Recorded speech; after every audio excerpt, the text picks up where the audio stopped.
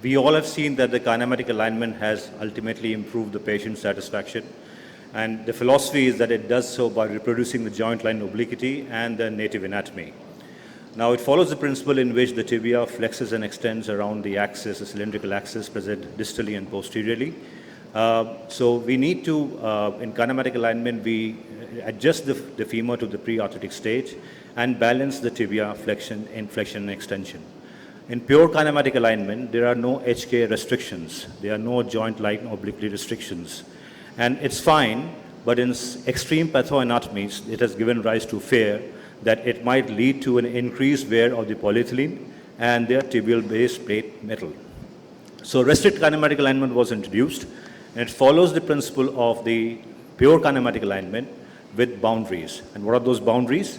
The boundaries are to keep the HKA between 6 degrees varus and about 3 degrees of valgus.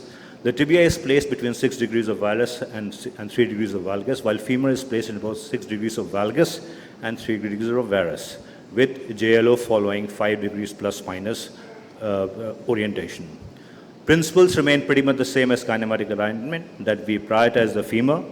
The JLO of the femur is maintained. We respect the constitutional ligament laxities of the femur, and then we just resurface the unworn side of the femur and tibia.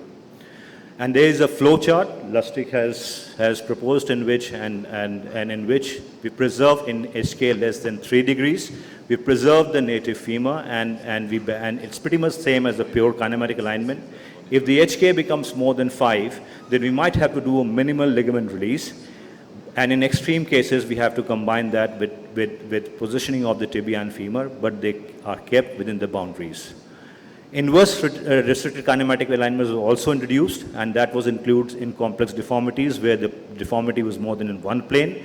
And in this, what we do is we cut the femur, we cut the tibia in a certain degree of varus, and then do a gap balancing with the femur in distal and the posterior aspect.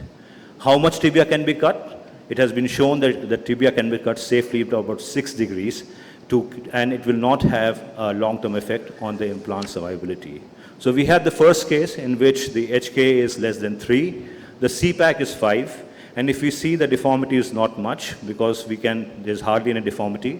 But looking on the intra-op, we see there's a significant cartilage loss present distally in the distal medial femur and the proximal tibia. And when we plan it up, what we do is we cut the distal medial femur about 2 millimeters less as compared to the lateral side.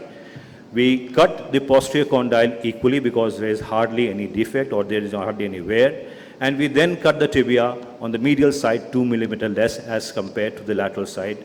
It's pretty much a pure kinematic alignment. And we see a balanced graph post-operatively and an X-ray thereafter. The second case is where the HK is more than 5 with a CPAC score of 1. Here if we see that there is a varus to begin with of 11 degrees and a flexion of 9 degrees, we had to do an MCL release and we had to remove the osteophytes, the peripheral osteophytes of the tibia and the posterior tibial osteophytes. Once that was done, we could reduce the varus from 11 to 5 and the flexion gap was reduced from 7 to 3. And then we could then have a well-balanced graph by just adjusting the tibia and the femoral cuts. But all these cuts, LDFA and MPTA, were within the agreed boundaries, and we could get a complete correction of the flexion deformity. And these were the post-op X-rays. The last patient is a patient who had a HK of 5 with a significant flexion deformity, having a CPAC score of 1. Here we could see that there is a significant amount of cartilage loss, both in the femur and in the tibia. And in this, we had a flexion, a varus of 9 degrees, but a flexion of nearly 20 degrees. For this, we had to release the medial and the posterior sleeve of the tibia, and we had to excise the osteophytes, both medially and posteriorly. Once that was done, the varus reduced from 9 to 7, and the flexion reduced from 18 to 10.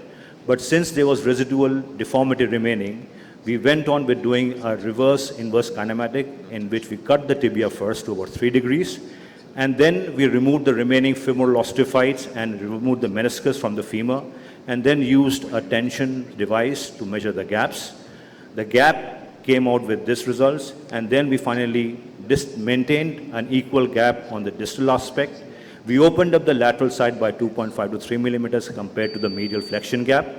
And since the femur was done anterior reference, we could flex the femur a bit so that the medial flexion space becomes equal to the extension space. And this was the X-ray and the resultant deformity thereafter. Good results and function as well as long-term survivability has been seen by restricted kinematics, including the inverse kinematics when they are combined with the functional results.